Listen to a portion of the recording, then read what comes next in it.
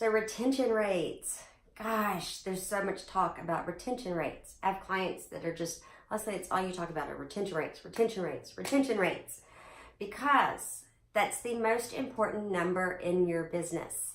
As salon and spa owners, retention rates are where we live and die. You have to know what your retention rates are, and they need to be at least 75% or higher. If they are not, then your marketing's doesn't matter. If you keep marketing and your retention rates are 50% or lower, you're wasting your money because you're just spending all this money to get clients to come in the door, and it's working. Clients are coming in the door, but they're not coming back. So retention rates are huge. It determines the lifetime value of a client, and that's how you can figure out how much money you need to spend on marketing. That's the only way to know that your marketing dollars are working is if you're retaining your clients. So with that said, I want to give you 3 little ideas to think about with retention rates. I don't know if I'm Leslie with Full Book. I don't know if I introduced myself. I get so serious about retention rates. But retention rates are huge. So 3 ways to increase retention rates. 1 is to have contact with your client before they even come in the door. Now I know your ads are doing that, your social media is doing that, but something that's more direct from you to them. And 2 ways you can do this are to have welcome kits. When a new client calls in to make an appointment, you should be getting their address. And then a welcome kit goes immediately out. So if I call on Wednesday to book an appointment, and my appointment is on Friday, even if you don't think that's enough time to get it in the mail, still send it. Even if she gets it the day after the service, it will put more trust in, and it will still work. It will still help with retention rates. Another way is a guide. We did this with my spa, and it had huge, huge, huge impact on marketing and retention rates because you build trust before they come in the door. And that is to develop a guide to choosing a spa or a guide to choosing a salon. Takes a little bit of work to get it all together. It just needs to be a little booklet that's like 10 pages or so. And you're not necessarily promoting your business. You're being a consumer educator. So you can talk about products, you can talk about services, you can talk about prevention, the difference between buying retail from a salon and spa or buying it off of Amazon. There are so many things you can talk about, and just, 5 to 10 little pages of just tips and frequently asked questions or what to expect when I come in. And then you just have these little guides printed up and you put them all over the place in your town that has clients that you want. So if you have high-end boutiques or boutique gyms or good gyms or coffee shops, luncheon places, plastic surgeons' offices, if they'll let you, your pediatrician offices, that's a good place to find your moms. So you just have these little books printed up and distribute them all over the town, and it creates trust. It makes you the expert in your area before they even meet you. So those are 2 tidbits for how to touch base with clients before they come in. Now then, the next thing is while they are with you. You have to make sure that this experience is over the top, the best that they can get, every time they come in, no matter who they see or what they're there for.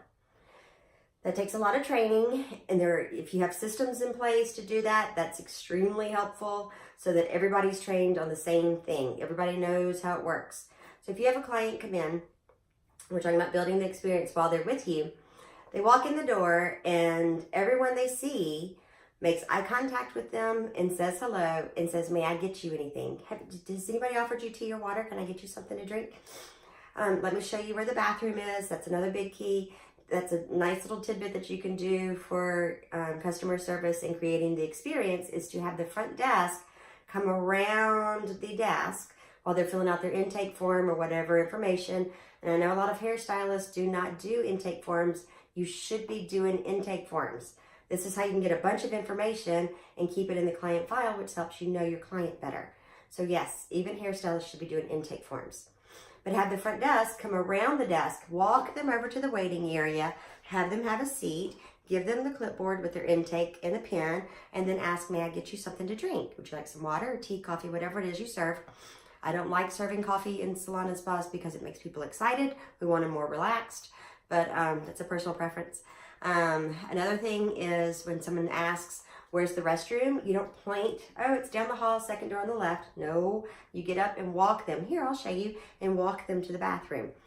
Always have, when you're walking a client, either to the treatment room or to the bathroom or wherever, that the service provider or staff member should be behind the client, okay? Right this way. Here, I'm gonna show you. And let them, guide them, but let them be in front of you. Don't have them following behind you. Other tidbits are to have a system in place where you can remember what the client talked about last time they were there. So if Mary came in and she was a nervous wreck because she was having to take her dog to the vet, it is awesome if you have systems in place to where people that work for you, the team members and service providers and front desk have a way of remembering that and asking about it. Oh, I know you were taking Lucy to the vet. How did that turn out? Is everything okay? Or, oh my gosh, I know you just got back from vacation. How was that? Was that great? Just some little bit of information. And these are all things that you can keep in your client files, client notes, so that everybody that comes in contact with your client on this visit has a list of things to ask her about. That shows so much personal attention. I cannot tell you the difference that made in my spa was when we started doing client notes and passing them out to everybody on the day that those clients were coming in. So those are just a few things that you can do in the spa. Also, have your service provider sit with the client when they're checking out. You should be doing personal treatment plans by now.